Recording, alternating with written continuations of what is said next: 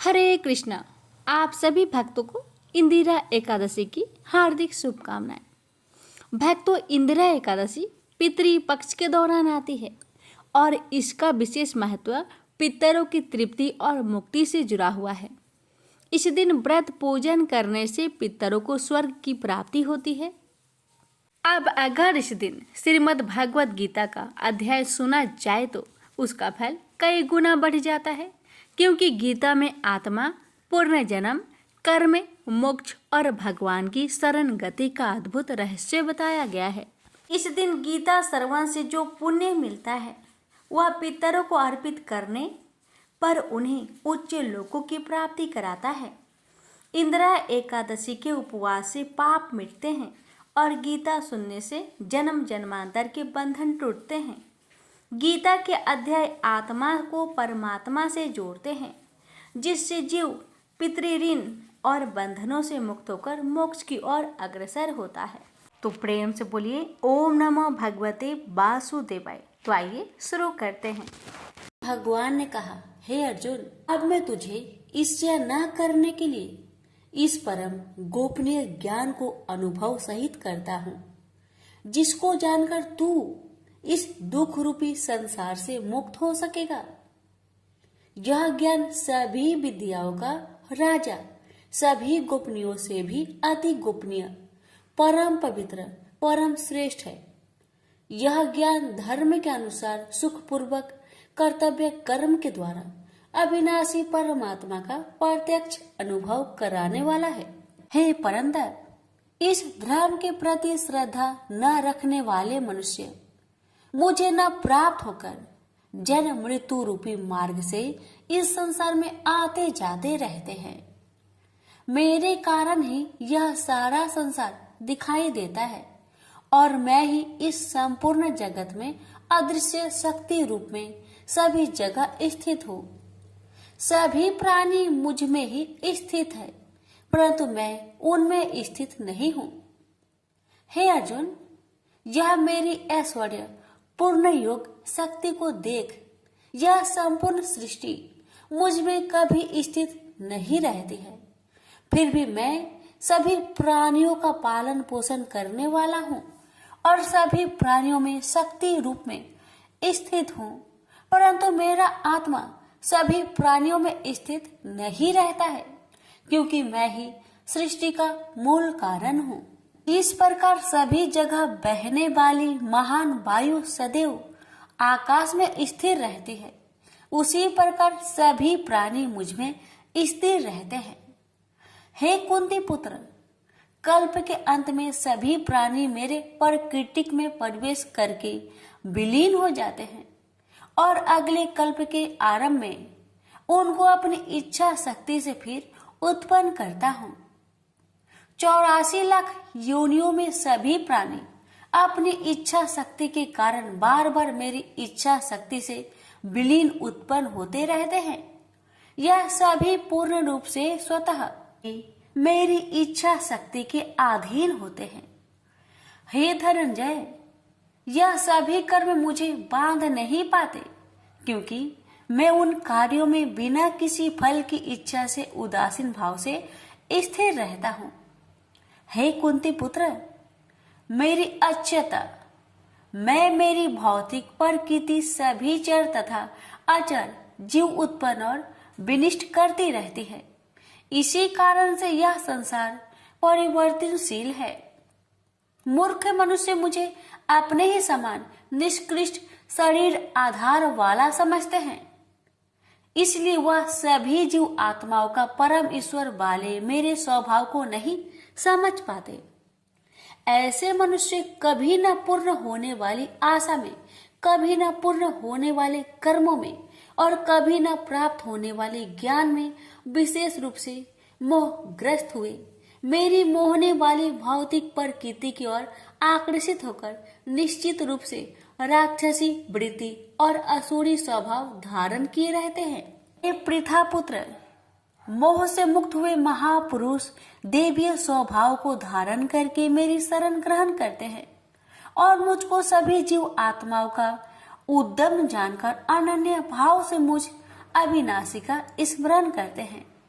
ऐसे महापुरुष दृढ़ संकल्प से प्रयत्न करके निरंतर मेरे नाम और महिमा का गुणगान करते हैं और सदैव मेरी पूजा में स्थिर होकर मुझे बार बार प्रणाम करते हुए मेरी पूजा करते हैं। कुछ मनुष्य ज्ञान के अनुशीलन द्वारा यज्ञ करके, कुछ मनुष्य मुझे एक ही तत्व जानकर, कुछ मनुष्य अलग अलग तत्व जानकर अनेक विधियों से निश्चित रूप से मेरे विश्व स्वरूप की पूजा करते हैं। हे अर्जुन, मैं ही वैदिक कर्म कांड को करने वाला हूँ, मैं ही यज्ञ हूँ, मैं ही पितरों को दिए जाने वाला तर्पण हूँ, मैं ही जड़ी बूटी रूप में औषधि हूँ, मैं ही मंत्र हूँ, मैं ही घृत हूँ, मैं ही अग्नि हूँ और मैं ही हवन में दी जाने वाली आहुति हूँ। इस संपूर्ण ब्रह्मांड का मैं ही पालन करने वाला पिता हूँ, मैं ही उत्पन्न करने वाली माता हूँ, मैं ही मूल स्रोत दादा हूँ, मैं ही इसे धारण करने वाला हूँ, मैं ही पवित्र करने वाला ओमकार सबसे जानने योग्य हूँ, मैं ही ऋग्वेद, सामवेद और यजुर्वेद हूँ, मैं ही सभी प्राप्त होने वाला परम लक्ष्य हूँ, मैं ही सभी का भरण पोषण करने वाला हूँ, मैं ही सभी का स्वामी हूँ, मैं ही सभी के अच्छे बुरे कर्मों को देखने वाला हूँ, मैं ही सभी का परम धाम हूँ, मैं ही सभी की शरण स्थली हूँ, मैं ही सभी से प्रेम करने वाला घनिष्ठ मित्र हूँ, मैं ही सृष्टि को उत्पन्न करने वाला हूँ, मैं ही सृष्टि के संहार करने वाला हूँ, मैं ही सभी का स्थिर आधार हूँ, मैं ही सभी को आश्रय देने वाला हूँ और मैं ही सभी का अविनाशी कारण हूँ। हे अर्जुन, मैं ही सूर्य रूप में तपकर जल को भाप रूप में रोककर बारिश रूप में उत्पन्न करता हूँ, मैं ही निश्चित रूप से अमर तत्व हूँ, मैं ही मृत तत्व हूँ, मैं ही सत्य रूप में सत्य हूँ और मैं ही असत्य रूप में पदार्थ हूँ। जो मनुष्य तीनों वेदों के अनुसार यज्ञों के द्वारा मेरी पूजा करके सभी पापों से पवित्र होकर सोमरस को पीने वाले के स्वर्ग लोकों की प्राप्ति के लिए प्रार्थना करते हैं, वह मनुष्य अपने पुण्य के फल स्वर्ग इंद्र लोक में जन्म को प्राप्त होकर स्वर्ग में देवी देवताओं वाले सुखों को भोगते हैं। वह जीव आत्मा उस विशाल स्वर्ग लोक के सुखों का भोग करके पुण्य फलों के समाप्त होने पर इस मृत्यु लोक में पुनः जन्म को प्राप्त होते हैं।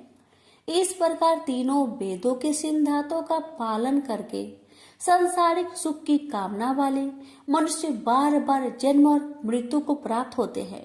जो मनुष्य एकमात्र मुझे लक्ष्य मानकर अनन्य भाव से मेरी स्मरण करते हुए कर्तव्य कर्म द्वारा पूजा करते हैं, जो सदैव निरंतर मेरी भक्ति में लीन रहता है, उस मनुष्य की सभी आवश्यकताएं और सुरक्षा की जिम्मेदारी मैं स्वयं निभाता हूँ। हे कुंती पुत्र, जो भी मनुष्य श्रद्धा पूर्वक भक्ति भाव से अन्य देवी देवताओं को पूजा करते हैं, वह भी निश्चित रूप से मेरी ही पूजा करते हैं, किंतु उनका वह पूजा करना अज्ञानता पूर्ण मेरी प्राप्ति की विधि से अलग त्रुटि पूर्ण होता है। मैं ही निश्चित रूप से समस्त यागों का भोग करने वाला हूँ और मैं ही स्वामी हूँ, परंतु वह मनुष्य मेरी वास्तविक रूप को तत्व से नहीं जानते, इसलिए वह कामनाओं के अनुसार पूर्ण जन्म को प्राप्त होते हैं। जो मनुष्य देवताओं की पूजा करते हैं वह देवताओं को प्राप्त होते हैं, जो अपने पूर्वजों की पूजा करते हैं वह पूर्वजों को प्राप्त होते हैं, जो भूतों की पूजा करते हैं वह उन भूतों के कुल को प्राप्त होते हैं, परंतु जो मनुष्य मेरी पूजा करते हैं वह मुझे ही प्राप्त होते हैं। जो मनुष्य एक पत्ता, एक फूल, एक फल, थोड़ा सा जल और कुछ भी निष्काम भक्ति भाव से अर्पित करता है, उस शुद्ध भक्त का निष्काम भक्ति भाव से अर्पित किया हुआ सभी कुछ मैं स्वीकार करता हूँ। हे कुंती पुत्र, तू जो भी कर्म करता है, जो भी खाता है, जो भी हवन करता है, जो भी दान देता है और जो भी तपस्या करता है, उस सभी को मुझे समर्पित करते हुए कर। इस प्रकार तू समस्त अच्छे और बुरे कर्मों के फलों के बंधन से मुक्त हो जाएगा और मन से सभी सांसारिक कर्मों को त्याग कर मन को परमात्मा में स्थिर करके विशेष रूप से मुक्त होकर मुझे ही प्राप्त होगा। मैं सभी प्राणियों में समान रूप से स्थित हूँ। सृष्टि में न किसी से देश रखता हूँ और न ही कोई मेरा प्रिय है, परंतु जो मनुष्य शुद्ध भक्ति भाव से मेरा स्मरण करता है तब वह मुझ में स्थिर रहता है और मैं भी निश्चित रूप से उसमें स्थिर रहता हूँ। यदि कोई भी अत्यंत दुराचारी मनुष्य अनन्य भाव से मेरा निरंतर स्मरण करता है तो वह निश्चित रूप से साधु ही समझना चाहिए, क्योंकि वह संपूर्ण रूप से मेरी भक्ति में स्थित है। हे अर्जुन, वह शीघ्र ही मन से शुद्ध होकर धर्म का आचरण करता हुआ चिर अस्थायी परम शांति को प्राप्त होता है। इसलिए तू निश्चित होकर घोषित कर दे कि मेरा भक्त कभी नष्ट नहीं होता। हे पृथा पुत्र, स्त्री, वैश्य, शूद्र, अन्य किसी भी निम्न योनि में उत्पन्न होने वाले मनुष्य हो, वह भी मेरी शरण ग्रहण करके मेरी परम धाम को ही प्राप्त होते हैं। तो फिर पुण्य आत्मा ब्राह्मणों, भक्तों और राजश्री क्षत्रियों का तो कहना ही क्या। इसलिए तू क्षण में नष्ट होने वाले दुख से भरे हुए इस जीवन में निरंतर मेरा ही स्मरण कर। हे अर्जुन, तू मुझ में ही मन को स्थिर कर, मेरा ही भक्त बन, मेरी ही पूजा कर और मुझे ही प्रणाम कर। इस प्रकार अपने मन को मुझ परमात्मा में पूर्ण स्वरूप से स्थिर करके मेरी शरण होकर तू निश्चित रूप से मुझे ही प्राप्त होगा। इस प्रकार उपनिषद, ब्रह्म विद्या तथा योग शास्त्र रूप श्रीमद् भागवत गीता के श्री कृष्ण अर्जुन संवाद में राज विद्या योग नाम का 9वां अध्याय संपूर्ण हुआ। प्रेम से बोलिए श्री कृष्ण भगवान की जय। आप सुनेंगे 9वां अध्याय का महात्म्य। श्री नारायण जी बोले, हे लक्ष्मी जी, दक्षिण देश में एक भाव सुशर्मा नामक क्षुद्र रहता था। वह बड़ा पापी और मांस मदिरा भक्षी था। एक दिन मदिरा पीने से उसकी देह छूट गई और मरकर प्रेत हुआ। वृक्ष पर बैठ गया। एक ब्राह्मण भी उसी नगर में रहता था। दिन को भिक्षा मांगकर स्त्री को लाकर देता। नारी उसकी कलहनी थी।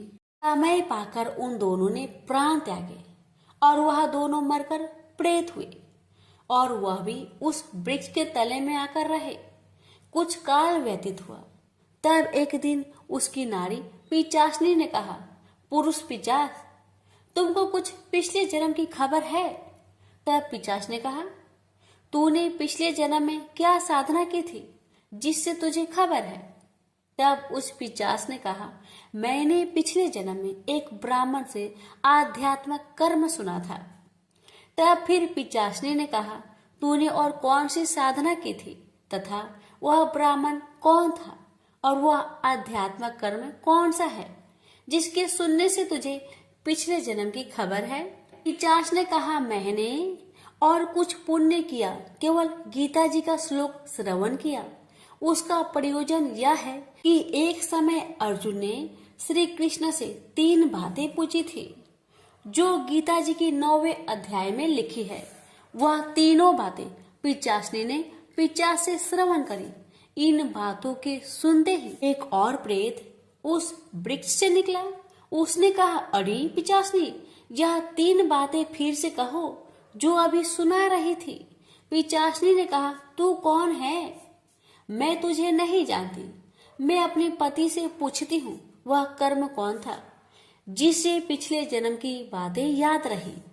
तब उसके पति ने पुनः तीनों बातें सुनाई जिनके सुनते ही वह तीनों प्रेत योनि से छुटकर देव देही धारण कर विमानों पर बैठकर बैकुंठ को गए।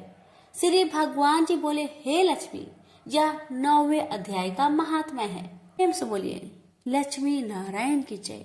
कृष्ण भगवान बोले, हे महाबाहो, मेरी और भी कल्याण कारण वचन सुनो। तुम पर मेरी अत्यंत प्रीति है, अतएव तुम्हारे कल्याण के लिए मैं कहता हूँ। मेरी उत्पत्ति का हाल न तो देवता ही जानते हैं और न महर्षि लोग। मैं ही देवों और महर्षियों का आदि कारण हूँ। जो मुझे अनजन्म अनादि और सब लोगों का ईश्वर मानते हैं, वे सब मोह रहित है। उनके पाप नष्ट हो जाते हैं। बुद्धिमान, क्षमा, सत्य, दम्भ, सम, सुख, दुख, जन्म मरण, भय अभय, अहिंसा, ममता, संताप, तप, दान, यश, अपयश इत्यादि जो अनेक प्रकार के भाव हैं, वे सब मुझसे उत्पन्न होते हैं। 7 महर्षि और उनसे पहले 4 मनुष्य मेरे मन से उत्पन्न हुए। जो मनुष्य मेरी इस विभूति को भली भांति जानते हैं, वे निश्चय योग से सिद्ध होते हैं। इसमें संदेह नहीं, यह जानकर कि मैं ही सबको उत्पन्न करता हूँ और मुझी से सबकी प्रवृत्ति होती है। विवेकी प्राणी मेरी उपासना करते हैं। वे मुझी में चित्त और प्राण को लगाकर एक दूसरे को समझाते हुए भजन करते तथा सदा संतुष्ट और सुखी रहते हैं। चित्त को सावधान करके प्रीति पूर्वक भजन करने वाले को मैं ऐसा बुद्धि योग देता हूँ जिससे वे मुझे प्राप्त कर लेते हैं। उन पर अनुग्रह करके मैं उनकी बुद्धि में स्थित हो देदीप्यमान ज्ञान देता हूँ। अर्जुन ने कहा, आप परम ब्रह्मा हो, परम धाम हो, परम मित्र, अचल और दिव्य पुरुष हो, आदि देव हो, अनजन्मा हो, सन्यासी हो। तुमको सब ऋषि, देव ऋषि, नारद, अमित, देवज्ञ और व्यास भी ऐसा कह गए और स्वयं में वह तुम भी कह रहे हो। हे केशव, जो तुमने मुझसे कहा है सो सब सत्य मानता हूँ। हे भगवान, देवता और दानव इन दोनों ने ही तुम्हारे रूप को नहीं जाना है। सब चीजों की उत्पन्न करने वाले भूतेश, हे देव, हे जगतपते, हे पुरुषोत्तम, आप स्वयं ही अपने को जानते हैं। अतः आप अपनी गत दिव्य विभूतियों का हाल पूर्णतया वर्णन कीजिए, जिनके द्वारा आप इन सब लोगों में व्याप्त हो रहे हैं। चिंतन करता हुआ भी मैं आपको किस प्रकार से जान सकता हूँ? आपका ध्यान किन किन भावों से करना उचित है? हे जनार्दन, कृपया अपनी माया और विभूतियों को विस्तार से कहिए। अमृत रूपी आपकी इस वाणी को सुनने से मेरा मन तृप्त नहीं होता। श्री कृष्ण बोले, मेरा विस्तार तो अनंत है, तो भी मुख्य मुख्य विभूतियों को मैं तुम्हें सुनाता हूँ। गुणकेश, समस्त भूतों के अंत कारण में रहने वाला आत्मा मैं ही हूँ। मैं ही उनका आदि मध्य अंत हूँ। मैं ही आदित्य में विष्णु, प्रकाश को मैं अनेक किरणों से भूषित सूर्य, मरुद गणों में मरीच, नक्षत्रों में चंद्रमा मैं ही हूँ। मैं वेदों में सामवेद, देवों में विष्णु, इंद्रियों में मन और धृत मात्र में चैतन्य मैं ही हूँ। रुद्रों में शिव, यज्ञों में कुबेर, अष्ट वस्तुओं में अग्नि और पर्वतों में सेमरु मैं ही हूँ। हे पार्थ, पुरोहितों में बृहस्पति, सेनापतियों में स्कंद और जलाशयों में समुद्र मैं ही हूँ।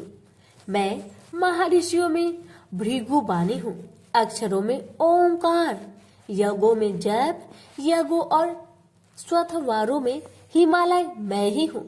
वृक्षों में पीपल, देव ऋषियों में नारद, गंधर्वों में चित्ररथ, सिद्धों में कपिल मुनि, वेदों में अमृत से उत्पन्न उच्च श्रवा, गजेंद्रों में ऐरावत और मनुष्य में राजा मैं ही हूँ। धातुओं में वज्र, गौओं में कामधेनु, प्रजा की उत्पत्ति करने वालों में कामदेव और सर्पों में वासुकी मैं ही हूँ।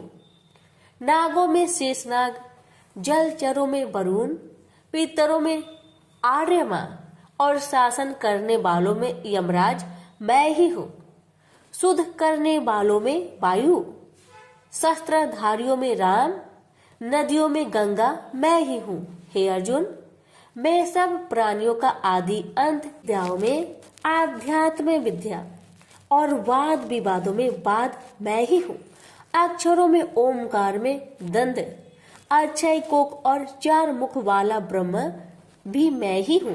सबको हरने वाली मृत्यु, भविष्य में होने वाले पदार्थों की उत्पत्ति, स्त्रियों में कृति, लक्ष्मी, वाणी, स्मृति, मेधा, धृति और क्षमा मैं ही हूँ। साम वेद में ब्रह्म सत्साम, छंदों में गायत्री, मासों में मार्गशीर्ष और ऋतुओं में बसंत मैं ही हूँ। यादवों में वासुदेव, पांडवों में अर्जुन, मुनियों में व्यास और कवियों में शुक्र मैं ही हूँ। दमन करने वालों में दंड, जय चाहने वालों में नीति, गुहा पदार्थों में मौन तथा ज्ञानियों में ज्ञान मैं ही हूँ। और हे अर्जुन, भूत भाव का जो बीज है वह भी मैं ही हूँ। मेरे अतिरिक्त चराचर भूत कुछ भी नहीं है। ये परंतप दिव्य विभूतियों का अंत नहीं है। विभूतियों का विस्तार मैंने संक्षेप में कहा है। जो वस्तु ऐश्वर्यवान, शोभ्यमान और यशवान है, उन्हें मेरे ही तेज के अंश से उत्पन्न हुआ जानो। यही जानो कि मैं अपने एक ही अंश से इस संपूर्ण जगत में व्यापक हूँ। प्रेम से बोलिए श्री कृष्ण भगवान की जय। आप सुनिए 10वें अध्याय का महात्म्य। नारायण जी बोले, हे लक्ष्मी जी, अब 10वें अध्याय का महात्म्य मैं कहता हूँ, आप श्रवण करें। एक बनारस क्षेत्र, गंगा जी का स्नान, संतों तथा काशी विश्वनाथ जी का दर्शन, अन्न को छोड़ना, एकादशी का दिन। हे स्वामी, इसने ऐसा क्या पुण्य किया था जिससे इसको यह गति प्राप्त हुई? शिव जी बोले, हे श्रृंगी, एक दिन यह ब्राह्मण विश्वेश्वर महादेव जी के दर्शन को जा रहा था। मार्ग में धूप की गर्मी के कारण एक समय कैलाश पर्वत पर पार्वती और हम बैठे हुए थे। एक हंस मेरे दर्शन को आया। वह हंस ब्रह्मा का वाहन था। ब्रह्मलोक से मान सरोवर को जाता था। उस सरोवर में सुंदर कमल के फूल थे। वह हंस एक कमल को लागने लगा। उसकी परछाई कमल पर पड़ी तो वह हंस श्याम वर्ण हो आकाश से गिर पड़ा। तब उसी समय उस मार्ग में मेरा एक गण आया। हंस को गिरा देख गण ने कहा, हे स्वामी, वह हंस आपके दर्शन को आया था, सो श्याम वर्ण हो गया। इसका क्या कारण है? ऐसा क्यों हुआ? हंस ने कहा, मैं आपके दर्शन को आ रहा था। मान सरोवर में कमल के फूल खिले हुए थे, उसको लांघ कर आया। उससे मेरी देह श्याम वर्ण हो गई और आकाश से गिर पड़ा। कारण जानता नहीं क्या हुआ। यह सुन शिव जी हंसे। तब आकाशवाणी हुई कि हे शंभु जी, कमलनी से पूछो, वह कहेगी। कमलनी ने कहा, मैं पूर्व जन्म में पद्मावती नामक अप्सरा थी। उस समय एक ब्राह्मण गंगा के किनारे स्नान कर गीता जी के 10वें अध्याय का पाठ किया करता था। एक दिन इंद्र का सिंहासन हिला। तब इंद्र ने मुझे आज्ञा दी कि तू जाकर उस ब्राह्मण की तपस्या भंग कर। आज्ञा पाकर मैं उस ब्रीप के पास गई। उस ब्रीप ने मुझे श्राप देकर कहा, अरे पापिनी, तू कमलनी हो जा। उसी समय में कमलनी हो गई। तभी से मैं गीता जी के 10वें अध्याय का पाठ करती हूँ। उसी से मेरा यह तेज है कि मुझको लांघने वाला काला होकर अचेत हो जाता है। हंस ने कहा, मेरा यह श्याम वर्ण कैसे श्वेत होगा और तू इस कमल देह से छूटकर कैसे देव देही पाई? तब कमलनी बोली, जब कोई श्री गीता जी के 10वें अध्याय का पाठ सुनाएगा उद्धार होगा। तब एक ब्राह्मण ने सरोवर में स्नान कर गीता जी के 10वें अध्याय का पाठ किया। उसे हंस ने और कमलनी ने सुना। तब उसका उद्धार हुआ। प्रेम से बोलिए लक्ष्मी नारायण की जय, उमापति शंकर भगवान की जय। अर्जुन ने पूछा, इस प्रकार जो भक्त सदैव योग युक्त होकर आपकी उपासना विधि पूर्वक करते हैं और वे जो अव्यक्त पर ब्रह्म को भजते हैं, इन दोनों में कौन सा योगी श्रेष्ठ है? श्री भगवान जी बोले, जो मेरे विषय में मन लगाकर परम श्रद्धा पूर्वक मुझको भजते हैं वे उत्तम योगी हैं। मैं यह मानता हूँ, परंतु जो इंद्रियों को संयम करके सर्वत्र समदृष्टि रखने वाला सब प्राणियों के हित में लगे हुए कथनीय अव्यक्त सर्वव्यापी अचिंतनीय निर्विकार अचल ध्रुव अक्षर का भजन करते हैं वे भी मुझे प्राप्त होते हैं।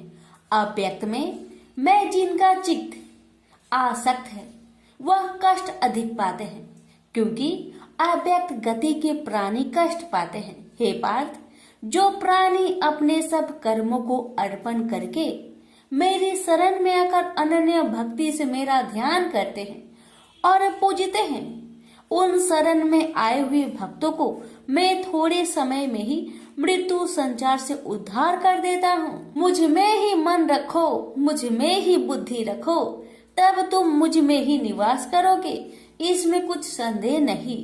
हे धनंजय, यदि इस प्रकार तुम मुझसे अपने चित्त को रखने में समर्थ ना हो तो योग अभ्यास द्वारा हमारे पाने के लिए बार बार यत्न करो।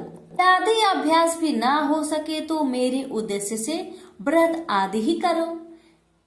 यदि मेरे लिए तुम कर्म करोगे तो भी तुम्हें मुक्ति प्राप्त होगी, और यदि ऐसा भी ना कर सके तो मन को रोककर अनन्य भाव से मेरी शरण में आओ और फल की आशा छोड़कर कर्म करो, क्योंकि अभ्यास से ज्ञान उत्तम है, ज्ञान से ध्यान श्रेष्ठ है, त्याग से शांति प्राप्त होती है।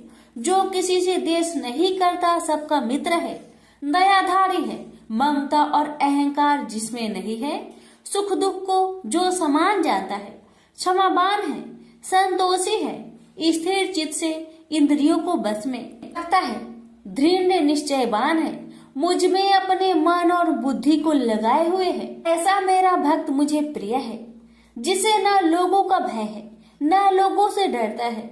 ऐसा जो हर्ष ईर्ष्या दुष्टों के भय और विषाद से रहित है वह मेरा प्रिय है। जो कुछ मिले उसी में संतुष्ट, पवित्र पक्ष, निष्पक्ष, दुख रहित, फल की आशा त्याग कर करने वाला, ऐसा जो मेरा भक्त है वह मुझे प्रिय है। जो लाभ से प्रसन्न हो, किसी से द्वेष न करे, इष्ट पदार्थ के नष्ट होने से दुखी न हो, किसी वस्तु की इच्छा न करे, अशुभ तथा शुभ दोनों का त्यागी हो, वह भक्त मेरा परम प्रिय है। जिसको शत्रु और मित्र, मान और अपमान, सर्दी और गर्मी, सुख तथा दुख समान है, और जो वासनाओं से रहित है, निंदा एवं स्तुति को समान जानता है, जो मुझ में श्रद्धा करके मुझे मानता हुआ इस अमृत के समान कल्याणकारक धर्म का आचरण मेरे उपदेश अनुसार करते हैं, वे मुझे अत्यंत प्रिय है। प्रेम से बोलिए श्री कृष्ण भगवान की जय। आप सुनिए 12वें अध्याय का महात्म्य। श्री भगवान बोले, हे लक्ष्मी, अब 12वें अध्याय का महात्म्य सुनो। दक्षिण देश में एक सुखानंद नाम का राजा रहता था, जिसके नगर में एक अत्यंत लंपट रहता था। एक गणिका से उसकी प्रीति थी। वह दोनों एक देवी के मंदिर में जाकर मदिरा पान किया करते, मांस खाए और भोग भोगे। और जो कोई पूछे तुम यहाँ क्या करते हो, तो कहते हम यहाँ रहकर देवी की सेवा करते हैं, ऐसे झूठ कह देते। उसी मंदिर में एक ब्राह्मण देवी की सेवा करता था। एक दिन उस ब्राह्मण ने देवी की स्तुति की। देवी प्रसन्न होकर बोली, वर मांग, जो मांगेगा सो दूंगी। उसने धन संतान का सुख मांगा। देवी ने कहा, ए ब्राह्मण, मैं अवश्य तुझे संतान दूंगी, पर एक काम कर, पहले इन दोनों का उद्धार कर ले। तब ब्राह्मण ने नारायण जी का तप किया। भगवान प्रसन्न हुए तथा नारायण जी गरुड़ पर बैठकर आए और कहा, तेरी क्या कामना है? ब्राह्मण ने पूछा, इन दोनों का उद्धार कैसे हो? श्री नारायण जी बोले, हे ब्राह्मण, गीता जी के 12वें अध्याय का पाठ सुनाओ तो दोनों का उद्धार हो जाएगा। तब उन दोनों ब्रीफ ने भगवान की स्तुति कर धन्यवाद दिया। फिर ब्रीफ ने उस गणिक और लंपट को बैठाकर गीता के 12वें अध्याय का पाठ सुनाया। सुनते ही उन दोनों की देही छूटी और देवदेही पाकर बैकुंठ को गए। प्रेम से बोलिए लक्ष्मी नारायण की जय। भगवान बोले, हे लक्ष्मी, संसार अश्वत्थ पीपल के समान है, जिसकी पुरुष रूप जड़ ऊपर है, चराचर शाखा नीचे है, वेद इसके पत्ते हैं। जो यह जानता है वही वेद का ज्ञाता है। इसकी शाखा ऊपर नीचे फैली हुई है। सत्य, रज, तम और गुण इसकी रज वाहिनी नसें हैं, जिनसे इनका पालन होता है। शब्द रूप इनकी डालियां हैं। वह पीछे कर्म रूप में प्रकट होने वाली इसकी जड़ नीचे मनुष्य लोक में और भी नीचे तक चली गई है। और अश्वत्थ का यह रूप इसका आदि अंत और आकार संसारी प्राणी के ध्यान में नहीं आता, तथापि इसकी जड़ गहरी है। ऐसे इस पीपल का वैराग्य रूप ढींढ शास्त्र से काटकर वह स्थान ढूंढना चाहिए जहां फिर से लौटना नहीं पड़ता, और साथ ही यह विचारना चाहिए कि जिसमें वह पुरातन प्रवृत्ति उत्पन्न हुई है, मैं उसी आदि पुरुष की शरण हूँ।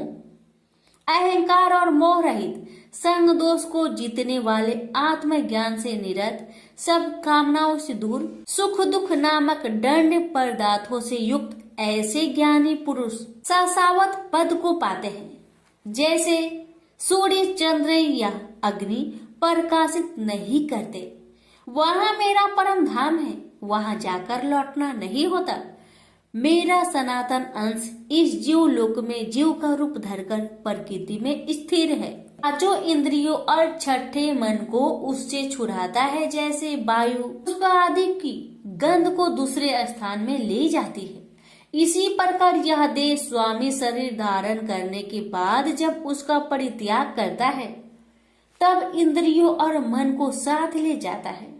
कान, आंख, चर्म, जीभ, नाक और मन का आश्चर्य लेकर वह विषयों का भोग करता है। एक देह से दूसरी देह को जाते अथवा एक ही देह में रहते समय अथवा इंद्रियों से मुक्त हो विषयों का उपभोग करते हुए इसको मूर्ख नहीं देख सकते, परंतु जिनके ज्ञान रूपी नेत्र है वह देखते हैं। यत्न करने से योगी जन इसे देखते हैं, परंतु अज्ञानी यत्न करने पर भी नहीं देख पाते। जो तेज सूर्य, चंद्र और अग्नि में वर्तमान है और जगत को प्रकाशित करता है, उसे मेरा ही तेज जानो। मैं पृथ्वी में प्रवेश कर अपने तेज से समस्त भूतों को धारण करता हूँ, और इसमें भरा हुआ चंद्रमा बनकर मैं ही सब औषधियों का पोषण करता हूँ। मैं जठर अग्नि होकर सब प्राणियों की देह में प्रविष्ट हूँ, और प्राण वायु आपान वायु से संयुक्त होकर चारों प्रकार भक्ष्य, भोज्य, चोष्य, लेह से भोजन किए हुए प्राणियों के अन्न को पचाता हूँ। संसार में क्षर और अक्षर दो पुरुष है। जितने नाशवान प्राणी हैं वो क्षर कहलाते हैं और स्थिर चैतन्य को अक्षर कहते हैं। मैं अक्षर और क्षर में उत्कृष्ट हूँ। इसी कारण से लोक और वेद में जो पुरुषोत्तम के रूप को जानता है वह सब कुछ जानता है और सर्व भाव से मेरा ही स्मरण करता है। प्रेम से बोलिए श्री कृष्ण भगवान की जय। सुनिए 15वें अध्याय का महात्म्य। उत्तर प्रदेश में एक नरसिंह नामक राजा था और सुभंग नामक मंत्री था। राजा को मंत्री पर बड़ा भरोसा था। मंत्री के मन में कपट था। मंत्री चाहता था राजा को मारकर यह राज्य मैं ही करूं। इस तरह कुछ काल व्यतीत हुआ। एक दिन राजा नौकर चाकरों सहित सो रहा था। तब मंत्री राजा को सारे नौकरों सहित मारकर राज्य करने लगा। कुछ काल व्यतीत हुआ, तब वह भी मर गया। धर्मराज के पास दूध बांध कर ले गए। धर्मराज बोला, हे यमदूतो, यह बड़ा पापी है, इसको नरक में डालो। हे लक्ष्मी, इस प्रकार कई नरक भोगकर धर्मराज की आज्ञा से घोड़े की योनि में आया। सिंघल द्वीप में जन्मते घोड़ा हुआ। एक सौदागर ने बहुत से घोड़े को मोल लिया और वह घोड़ा खरीदकर अपने देश को चला। चलते चलते अपने देश में आया। तब वहां के राजा ने सुना कि अमुक सौदागर बहुत से घोड़े ले आया है। तब राजा ने उसे बुलाया और कई घोड़े खरीदे, उस घोड़े को भी खरीदा। जब उस घोड़े ने राजा को देख उसने सिर फेर लिया। यह देख राजा बोला, क्या बात है जो घोड़े ने सिर फेरा है? राजा ने पंडित को बुलाकर पूछा कि इस घोड़े ने हमें देखकर सिर क्यों फेरा, इसका क्या कारण है?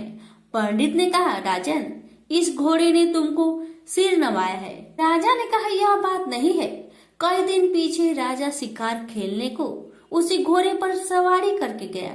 वह घोड़ा बहुत तेज चलता था। राजा शिकार खेलता खेलता बहुत दूर चला गया।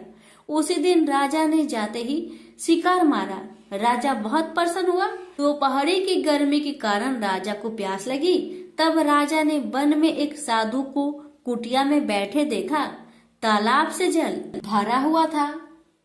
वहां राजा उतरा, घोड़े को वृक्ष में बांधकर कुटिया में गया तो साधु अपने पुत्र को गीता जी के 15वें अध्याय का पाठ सिखा रहा था। वृक्ष के पट्टे पर श्लोक लिखकर बालक से कहा, खेलते भी रहो और इसको कंठ करो। उस पत्ते को घोड़े ने देखा तो तुरंत उसकी देह छूट गई। देवदेही पाई, स्वर्ग से विमान आया, उस पर बैठ बैकुंठ को चला। इतने में ही राजा जल पीकर बाहर आया, देखा तो घोड़ा मरा है। राजा चिंतित होकर बोला, यह घोड़ा किसने मारा है, इसे क्या हुआ? इतने में वह बोला, हे राजन, तेरे घोड़े का चैतन्य मैं हूँ। मैंने अब देवदेही पाई है, बैकुंठ को चला हूँ। राजा ने पूछा, तुमने कौन सा पुण्य किया है? घोड़ा बोला, यह बात ऋषिवर से पूछो।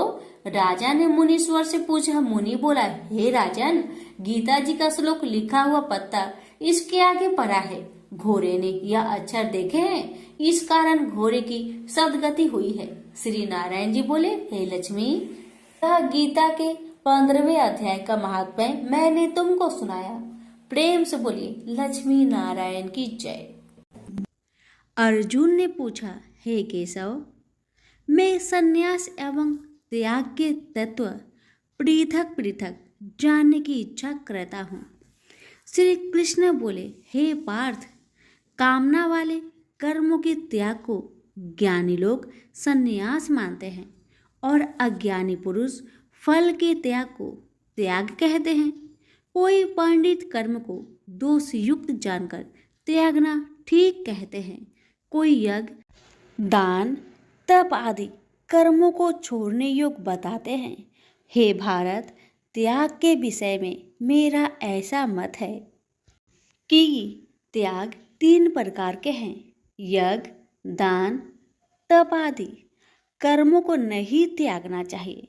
ये सब कर्म आसक्त और फल को त्याग कर करने चाहिए। मेरे निश्चय मत यही है जो सर्वोत्तम है। अपनी नियमित कर्मों का त्यागना उचित नहीं है।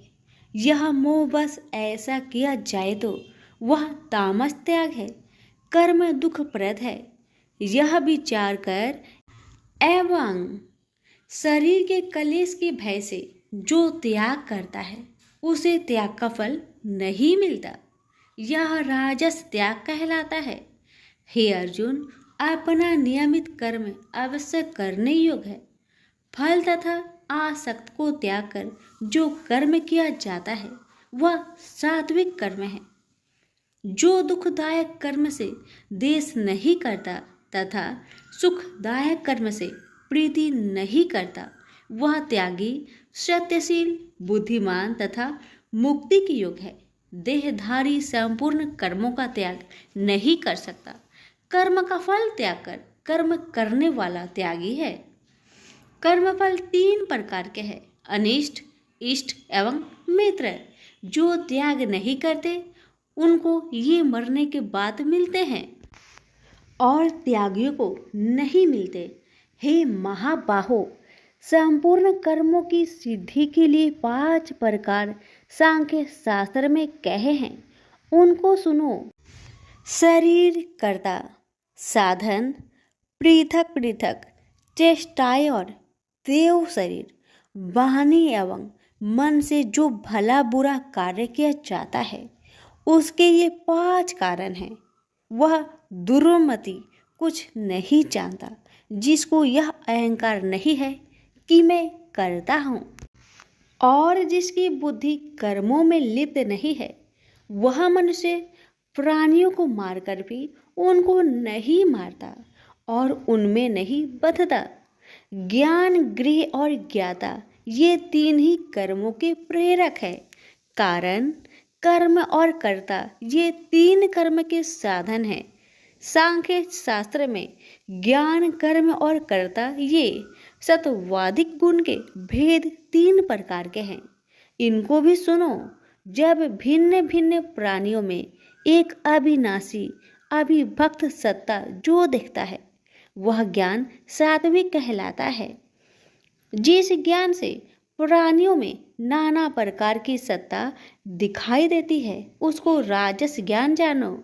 ऐसा ज्ञान जिसके बिना कारण और सर्वार्थ के जाने एक ही कार्य में लगा रहे वह अल्प और तामस है।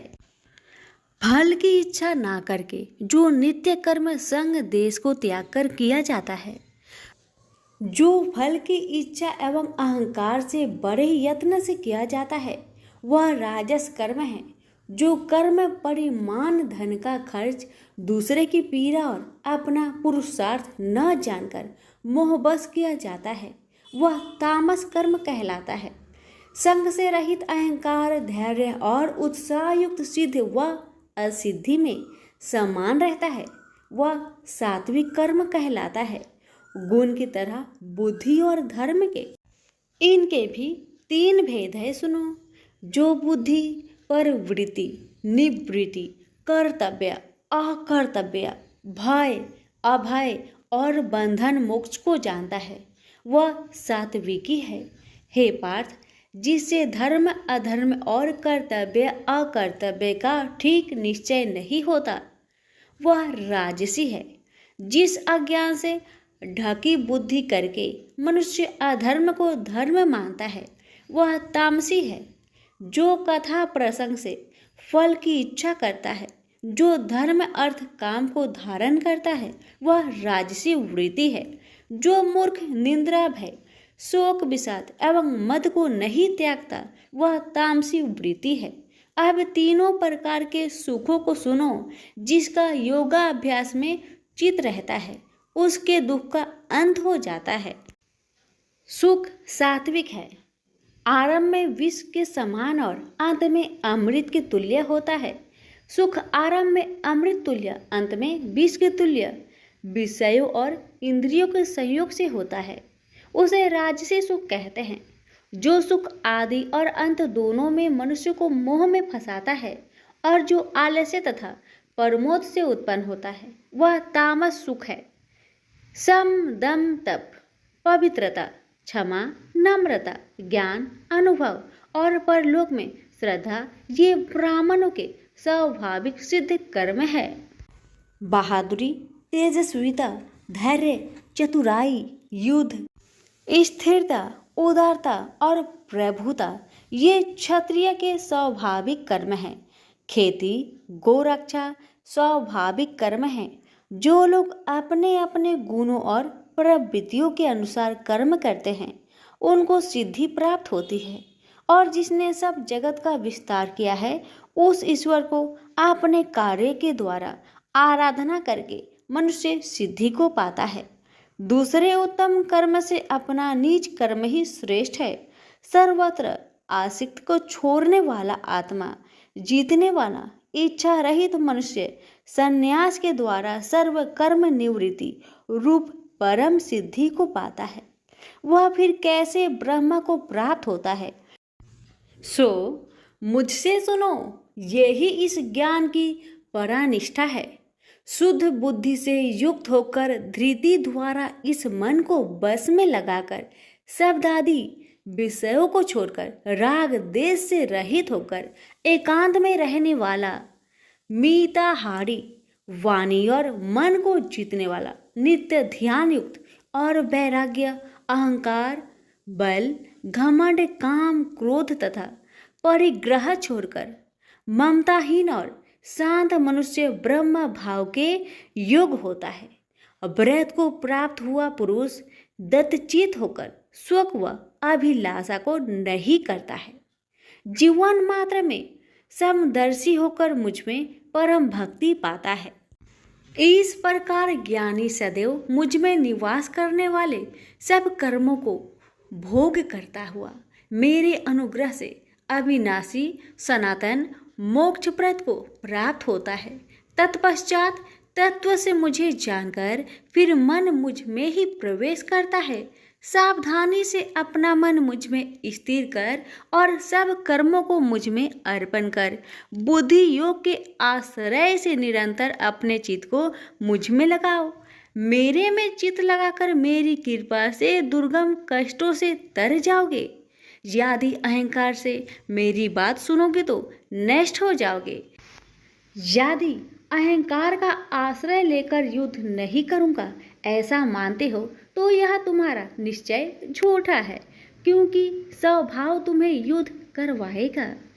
हे कौतन्य, जिस कर्म को तू अब मोह से करना चाहता है उसे अपने स्वाभाविक कर्म से बंधा हुआ बेबस होकर करेगा। हे अर्जुन, जीवों के हृदय में स्थिर ईश्वर उनको माया से भ्रमा रहा है, मानो सब यंत्र पर चढ़े हैं। हे भारत, सब भावों में उसी की कृपा से परम शांति एवं मुक्ति को पाओगे। यह गूढ़ ज्ञान मैंने तुमसे कहा है, इसे भली भांति विचार कर जैसा चाहते हो वैसा ही करो। अब तू सबसे गूढ़ वचन भी सुन, क्योंकि तू मेरा परम मित्र है, इसलिए मैं तेरे हित ही कहूँगा।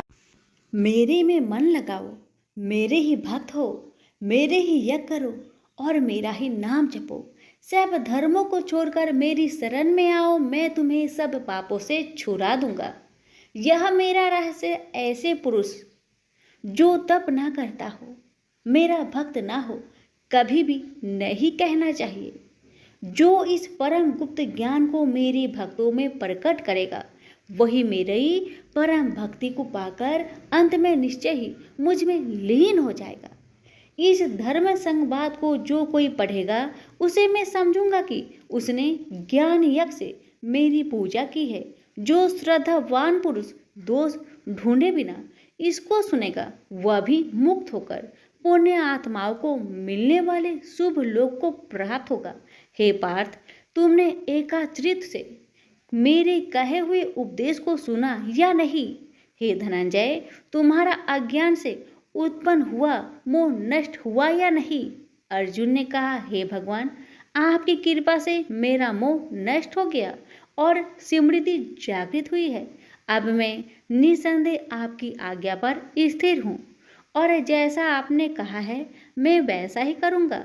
संजय बोले, हे धृतराष्ट्र, मैंने महात्मा वासुदेव और अर्जुन का यह प्रेरणा देने वाला अद्भुत संवाद सुनाया। व्यास जी की कृपा से साक्षात योगेश्वर श्री कृष्ण जी के मुख से इस परम गुहा संवाद को मैंने सुना। हे राजन, श्री कृष्ण और अर्जुन के इस अद्भुत पुण्य कारक संवाद को स्मरण करके मन बार बार प्रसन्न होता है। श्री कृष्ण भगवान के उस अद्भुत रूप को स्मरण करके मुझे बड़ा ही विस्मय होता है। हे राजन, मैं बारंबार प्रसन्न होता हूँ। मेरी ऐसा धारणा है कि जहाँ योगेश्वर भगवान श्री कृष्ण हैं और जहाँ पार्थ जैसा धनुर्धर है वही राजलक्ष्मी, विजय, ऐश्वर्य और अटल नीति है। सभी प्रेम से बोलिए श्री कृष्ण भगवान की जय हो। सुनिए 18वें अध्याय का महात्म्य। श्री भगवान जी बोले, हे लक्ष्मी, अब 18वें अध्याय का महात्म्य सुन। जैसे सब नदियों में गंगा जी, गौ में कपिला, कामधेनु और ऋषियों में नारद श्रेष्ठ है, उसी तरह गीता जी के सब अध्यायों में 18वां अध्याय श्रेष्ठ है। एक समय सेमरु पर्वत पर देवलोक में इंद्र अपनी सभा लगाए बड़ी प्रसन्नता में बैठे थे। उर्वशी नृत्य कर रही थी। इतने में एक चतुर्भुज रूप जीव को पार्षद ले आए। और इंद्र को वह बहुत अखरे। उस तेजस्वी को बैठा तो दिया, किंतु अपने गुरु बृहस्पति जी से कहा, हे गुरुदेव, आप त्रिकालदर्शी हो, देखो इसने ऐसा कौन सा पुण्य किया है जिससे यह इंद्र आसन का अधिकारी हुआ। मेरे जाने तो इसने तीर्थ व्रत या दान कोई नहीं किया, शिवालय व ठाकुर मंदिर नहीं बनवाया, तालाब नहीं खुदवाया। यह सब बातें बृहस्पति जी ने भगवान से कही। तब भगवान ने बृहस्पति जी से कहा कि इसके मन में तो भोगों की वासना थी, परंतु यह गीता जी के 18वें अध्याय का नित्य पाठ करता था। इससे जब इसने अपनी देह को त्यागी, तब मैंने आज्ञा करी, हे पार्षदों, तुम इसको पहले ले जाकर इंद्र लोक के सुख भोगवाओ। जब इसका मनोरथ पूर्ण हो जाए, तब मेरी सायुज्य मुक्ति को पहुंचा दो। सो तुम जाकर भोगों की सामग्री इकट्ठी कर दो। तब इंद्र आदि सब देवताओं ने आकर भोगों की सब वस्तु एकत्र कर दी और कहा, पहले तुम इंद्र लोक के सुखों को भोगो। बहुत काल तक इंद्रपुरी के सुख भोग कर फिर भगवान की कृपा से सामुज्य मुक्ति पाकर बैकुंठ का अधिकारी हुआ। श्री नारायण जी बोले कि हे लक्ष्मी, यह 18वें अध्याय का महात्मा है। गंगा, गीता, गायत्री, कलयुग में यह तीनों मुक्ति की दाता है। प्रेम से बोलिए लक्ष्मी नारायण की जय। प्यारे भक्तों, आज मैं आप सभी को सुनाने जा रही हूँ श्री शिव महापुराण की कथा। एकादशी व्रत में श्री शिव महापुराण सुनने के भी बहुत लाभ होते हैं। एकादशी व्रत में शिव महापुराण की कथा सुनने से व्यक्ति के पापों का नाश होता है और मोक्ष की प्राप्ति भी हो सकती है। प्यारे भक्तों, शिव महापुराण में भगवान शिव के अद्भुत लीलाओं और गुणों का वर्णन होता है, जिससे भक्तों को भगवान शिव की विशेष कृपा मिलती है। प्यारे भक्तों, एकादशी के दिन शिव महापुराण का श्रवण करने से घर में सुख, समृद्धि और शांति का वास होता है। यह व्रत और महापुराण सुनने से मनोबल मजबूत होता है, जिससे व्यक्ति कठिनाइयों का सामना आसानी से कर पाता है। तो आइए प्यारे भक्तों, अपने और अपने पूरे परिवार की मंगल कामना को करते हुए इस पावन कथा का रसपान करते हैं। प्रेम से बोलिए हर हर महादेव, लक्ष्मीपति विष्णु भगवान की जय। एक समय की बात है, त्रिपुरारी भुजंगधारी श्री काशीपति महादेव जी जगन माता पार्वती के साथ पर्सन रूप में विराजमान थे। जग माता ने उनसे अनुरोध किया, भगवान कोई कथा कहिए। इस पर भगवान भूत भावन किंचित मुस्कुराए और बोले, हे पार्वती सुनो, पूर्व समय में कुसमांड नामक एक ऋषि का पुत्र मंडप नाम से विख्यात था। बाल्यकाल में ही कुसंगति के कारण पाप कर्म में लीन हो गया था। अतः उसकी निंदित कथाओं को सुनकर उसके पिता, माता, भाई आदि सभी संबंधियों ने उसको अपने से अलग कर दिया। वह पूर्व जन्म के कर्मों के कारण किसी का कहना नहीं मान रहा था। उसकी आदतें यहाँ तक कि खराब हो गई कि वह साधु, महात्मा, सत्पुरुषों एवं देवी देवताओं तक की निंदा करने लगा। युवा होने पर वह दूसरी स्त्रियों के प्रेम में फंस गया। प्रेम के बस में होकर वह औरों के द्रव आदि की चोरी में भी लीन हो गया। उसके दो घनिष्ठ मित्र थे, एक था नापित, दूसरा था पटहारा। इन तीनों ने मिलकर विचार किया कि किसी धनी के घर चोरी करके अधिक धन प्राप्त किया जाए। अतः तीनों ने मिलकर राजा के यहाँ चोरी की। इस चोरी के कारण बहुत सा धन हाथ लगा। सारा धन मंडप के पास था। दोनों मित्रों के मांगने पर भी उसने उन लोगों का हिस्सा नहीं दिया। इस धन को वह एक वैश्या के यहाँ ले गया। वैश्या के यहाँ वह प्रेम लीला करने लगा। इस बीच उसको प्यास लगी। पलंग के नीचे रखी गिलास उसने खाली कर दी। स्वाद कुछ दूसरा था। इसमें क्या था? उसने वैश्या से पूछा। इसमें मदिरा थी। मंडप को इससे बड़ा दुख हुआ। मदिरा पान करके उसने महापाप किया है। यह सोचकर वह बड़ा दुख करने लगा। पर वैश्या बराबर मदिरा का गुणगान करती गई। उसने मंडप को फुसलाकर और मदिरा पिला दी तथा उसका सारा धन लेकर उसको बाहर निकाल दिया। होश में आने पर मंडप बड़ा विलाप करने लगा। पश्चाताप करता हुआ वह अपने मित्र के पास आया, सारी आप बीती सुना दी। उन मित्रों ने कहा, हे मित्र, तुमने मदिरा पान करके बड़ा पाप किया है। अब तुम इसका प्रायश्चित करो। मुझे प्रायश्चित का उपाय कहो। बिना प्रायश्चित के सुरापान का दोष नहीं मिटेगा। अतः उस वैश्य से स्वर्ण प्राप्त कर दान करो। यदि तुम ऐसा नहीं करोगे तो हम लोग तुम्हारी बड़ी निंदा करेंगे। यह सुनकर मंडप बड़ा दुखी हुआ। वह वैश्या के पास आया और वैश्या से अपना सारा दुखड़ा सुनाया। उसने वैश्या से स्वर्ण की मांग की। इस पर वैश्या बड़ी बिगड़ी और बोली, तुमने जो धन दिया है अब उसकी मांग मत करो। वैश्याएं कभी मिला हुआ धन वापस नहीं करती। क्या तुमको इस साधारण नियम का ज्ञान नहीं है? इस पर मंडप गिड़गिड़ाने लगा, पर वैश्या का हृदय पर इसका जरा भी असर न हुआ। उसने अन्य वैश्याओं को बुला लिया। सब मिलकर उसकी भर्त्सना करने लगी। कई ने तो उसको धमकी भी दे दी, हे पार्वती। इस प्रकार मंडप बहुत अपमानित होकर वहां से निकाल दिया गया। मंडप विलाप करता हुआ अपने पिता के घर की ओर चला। उसके दोनों मित्र पीछे लग गए। जब मंडप पिता के सामने आया तो दोनों मित्रों ने उसका हाथ पकड़ लिया। बोले, मंडप, हम लोगों ने मिलकर राजा के यहाँ चोरी की है, पर तुमने हम लोगों का अंश नहीं दिया है। तुम हम लोगों का अंश दो। यह बात सुनकर कुष्मांड मुनि बहुत दुखी हुए और बोले, इस अधम से तुम लोगों की मैत्री कैसे हो गई? मंडप के मित्रों ने कहा, हे मुने, इसे भाभी ही समझिए, पर न्याय की बात तो यह है कि आपका पुत्र हमारा अंश नहीं दे रहा है।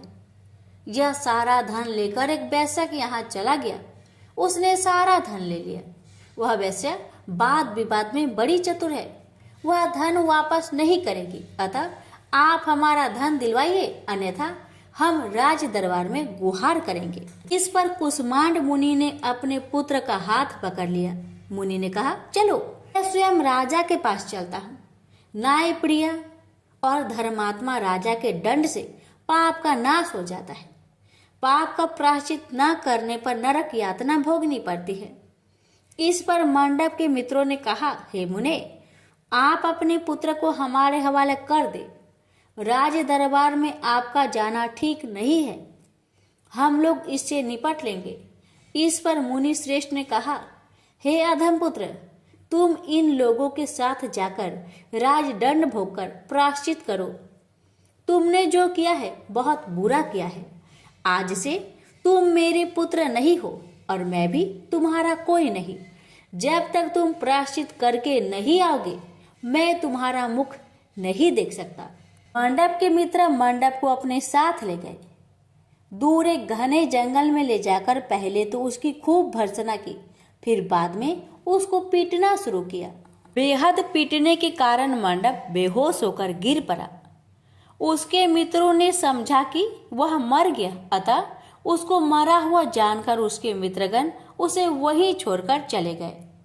कुछ देर बाद मंडप को चेत आया तो वह विलाप करता हुआ एक और को चल पड़ा। उसके दोनों मित्र एक मंदिर में रात भर भूखे प्यासे टिके रहे और प्रायश्चित करते रहे। प्रातः वे दोनों उसे देखने के लिए गए कि उसके शरीर की अब क्या गति है।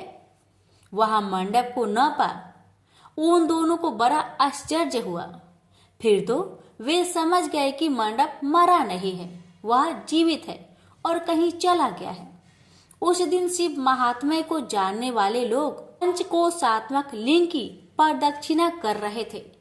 मंडप भी उन लोगों के साथ हो गया। यात्रीगण कद्रमेश्वर के समीप रहे। मंडप ने भी वहां रहकर सारी रात जागरण किया। सब यात्रियों ने उसको साधु मान लिया और वह इस बात को भी मान गए कि वह परम शिव कुष्मांड का पुत्र मंडप है।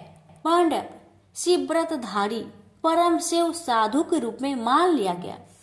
मंडप ने शंकर प्रतिमा के समक्ष नृत्य और भजन प्रारंभ कर दिया। सज्जनों ने उसकी भक्ति देखकर उसका बड़ा आदर किया। मंडप भी सत्संग से परम भक्ति भाव वाला हो गया। अब उसको ज्ञान हो गया कि शिव भक्ति के प्रताप से ही उसका इतना आदर हो रहा है। वह सबका प्रिय हो गया। साथ ही भोजन, धन्य धान्य, श्रद्धा भी मिल रही है। मंडप चंडिका देवी के मंदिर में आया।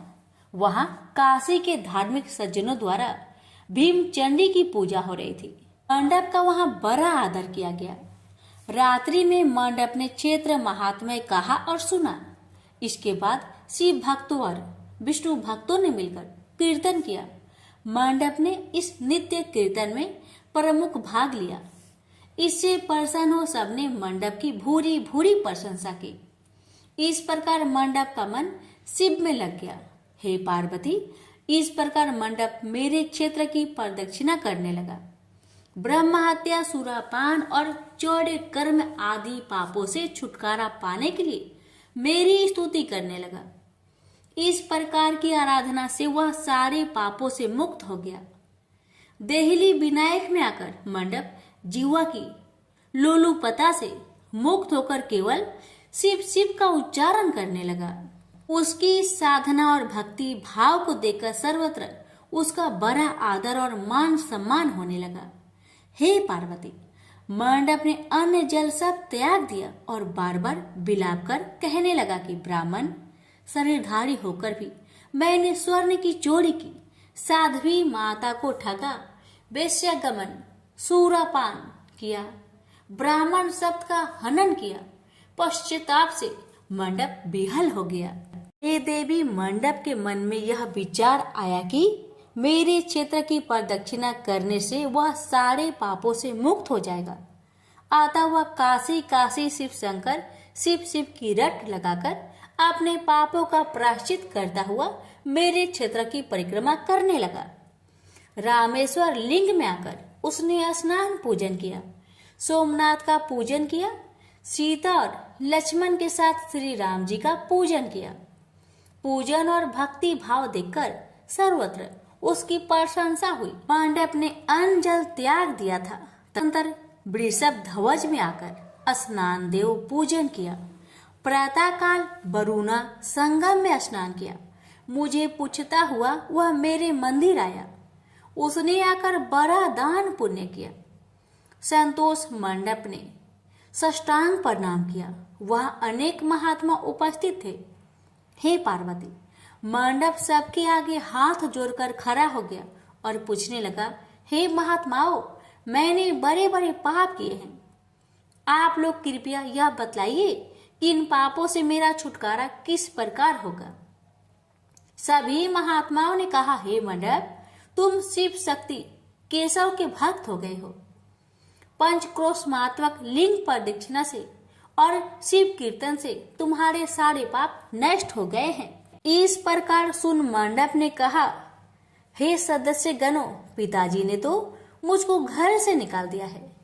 अब मैं अपने घर कैसे जाऊं और हे मुनि श्रेष्ठों, पिता को कैसे अपना मुख दिखलाऊं।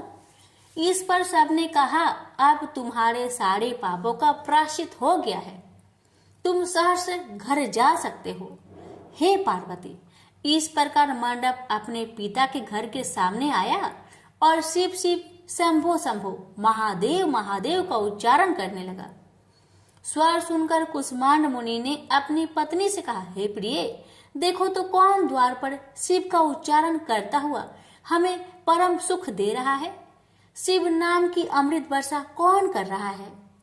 मुनि पत्नी ने द्वार पर अपने पुत्र को देखा। हे पुत्र, तुम्हारा आना कैसे हुआ।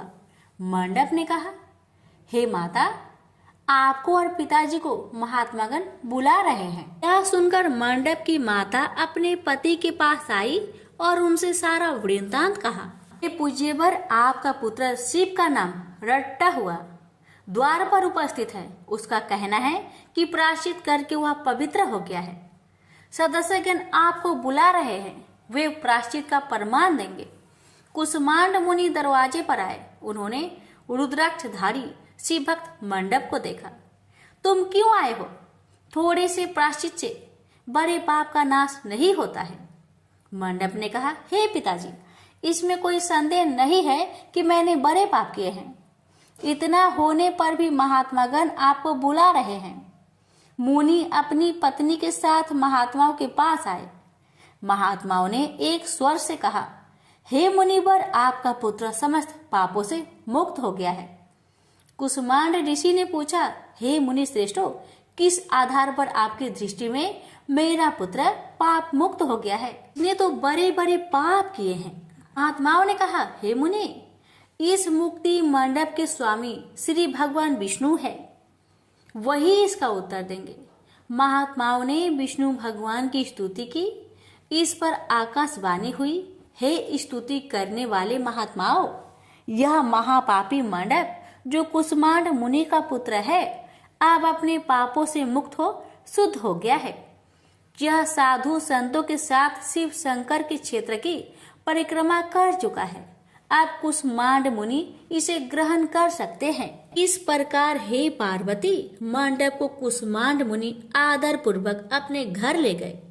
इस कथा को सुनकर माता पार्वती परम प्रसन्न हुई। बोली, प्रभु, आपने यह महत्वपूर्ण कथा कही, इससे कलयुग में प्राणियों का बड़ा भला होगा। कृपा कर इस पर कुछ और प्रकाश डाले। इस पर शिवजी बोले, हे पार्वती, अब तुम भैरव जी की कथा सुनो। इस पर भैरव जी प्रकट हुए और बोले, त्रेता युग में समदर्शी सांडल्य नाम का एक ब्राह्मण था। वह महापंडित था। उसकी पुत्री का नाम विशालाक्षी था। वह अति सुंदरी थी। बाल्यकाल में ही उसके पिता ने उसका विवाह कर दिया। विवाह के बाद भी वह अपने पिता के घर पर रहती थी। वह युवा हो गई। युवावस्था होने पर भी उसका पति न आया, अतः सांडिल्य ब्राह्मण की कन्या पाप रहता हो गई। इस कन्या ने काशी में बड़े पाप किए। सुंदरी होने के कारण दूर दूर के युवक उसके पास आने लगे। एक समय की बात है, बड़े बड़े पापों को नष्ट करने वाली पंचक्रोशी यात्रा के मार्गियों एक कर वह विचारने लगी कि इस लोगों को पाप रट किया जाए। उस रात यात्रीगण दुर्गा कुंड पर रुके थे। विशालाक्षी धन के लोभ से वहां गई। वहां भजन कीर्तन का स्वयं रचाया। यात्री उसका भक्ति भाव देखकर प्रसन्न हुए और उसे वैष्णवी समझ बड़ा दान पुण्य किए। इस लोभ के कारण वैश्या विशालाक्षी यात्रियों के साथ हो गई। कर्म मेदेश्वर दहलीज रामेश्वर में उसने निवास किया और वरुणा संगम में स्नान किया। यात्रियों द्वारा उसने काशी महात्म्य की कथा भी श्रवण की। इस सत्संग समागम से विशालाक्षी की आंखें खुल गई। उसने अपने पर बड़ा पश्चाताप किया। यात्रियों का सारा धन उसने लौटा दिया और पाप से अलग होने का निर्णय कर लिया। उसने महात्माओं से पूछा, हे देवताओं, मैं बड़ी पापिनी हूँ, कृपया मेरी मुक्ति का उपाय कहिए। इस पर महात्माओं ने कहा, देवी, तुम धन्य हो, तुमको पापों से भय नहीं करना चाहिए। तुमने काशी क्षेत्र की प्रदक्षिणा की है, अब तुम हमारे साथ प्रदक्षिणा जारी रखो। विशालाक्षी ने उपयुक्त वचनों पर विश्वास किया। वह महात्माओं के साथ हो गई। 5वें दिन सभी यात्री वृषभ खंड में रहे। वह भी उन्हीं के साथ रहे। सभी ने वरुणा संगम में स्नान किया और आदि केशव का पूजन किया। विशालाक्षी मुक्ति मंडप में आई। उसने बड़े भक्ति भाव से शिव शंकर की पूजा की। इस प्रकार विशालाक्षी सभी पापों से मुक्त हो गई। उसके पिता सांडल्य ने बड़े आदर के साथ उसे अपने घर में स्थान दिया। वह इस प्रकार पवित्र हो गई। भैरव जी बोले, हे पार्वती, यह काशी क्षेत्र का महात्म्य है। इसे पढ़ने सुनने सुनाने से सबका कल्याण होता है। प्रेम से बोलिए हर हर महादेव। माता पार्वती की जय। भैरवनाथ की जय।